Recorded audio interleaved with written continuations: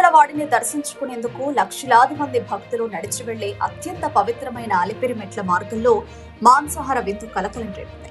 శ్రీవారి కొండపైన మెట్ల మార్గంలోనూ మాంసాహారం, మద్యం వినియోగం పూర్తిగా నిషేధం అయినప్పటికీ ఇటీవల కొందరు మెట్ల మార్గంలో బహిరంగంగా చేపల కూర, మాంసాహారం తింటూ వీడియోలకు చిక్కడం భక్తులను తీవ్ర ఆగ్రహానికి గురిచేస్తుంది. ఈ ఘటనకు సంబంధించిన వీడియోలో సోషల్ మీడియాలో వైరల్ కావడంతో తిరుమల తిరుపతి దేవస్థానం తీరుపై, ముఖ్యంగా విజిలెన్స్ విభాగంపై భక్తులు, హిందూ ధార్మిక సంస్థల నుంచి తీవ్ర విమర్శలు వెల్లువెత్తుతున్నాయి. నిషేధిత ఆహారం ఎలా తిన్నారు? పవిత్రమైన మెట్ల మార్గంలో భక్తులకు ఆదర్శంగా ఉండాల్సిన వారు నిషేధిత మాంసాహారం తినడం ఏమిటని భక్తులు నిలదీస్తున్నారు.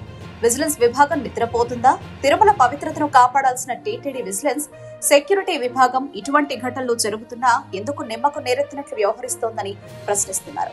గతంలో కూడా ఇటువంటి అపచారాలు జరిగినప్పటికీ అధికారులు కఠినంగా వ్యవహరించకపోవడం వల్లే ఇవి పునరావృతం అవుతున్నాయని మండిపడుతున్నారు. చైర్మన్ గారు, మీ స్పందన ఏంటి?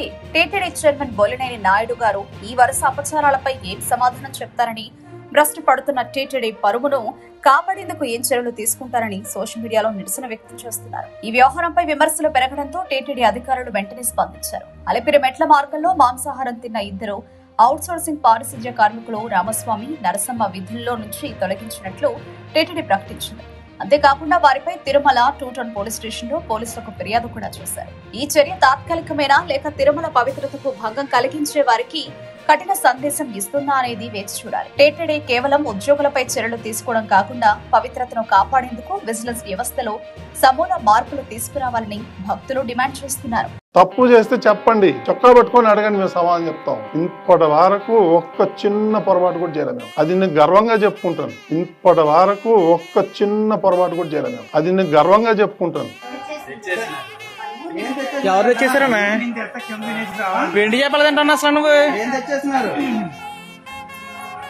ఊరి నుండి తెచ్చారంటే కింద తినేసి రావాలి, అంతేగాని పైకి తేకూడదు కదా.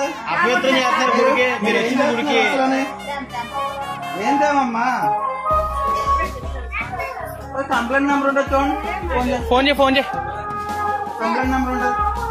ఫోటోలు చేస్తున్నా, వీడియో చేస్తున్నాం. వీడియోది బాగా కటకారం అయిపోయింది. ప్రతిసారి photo sir Google photo TTD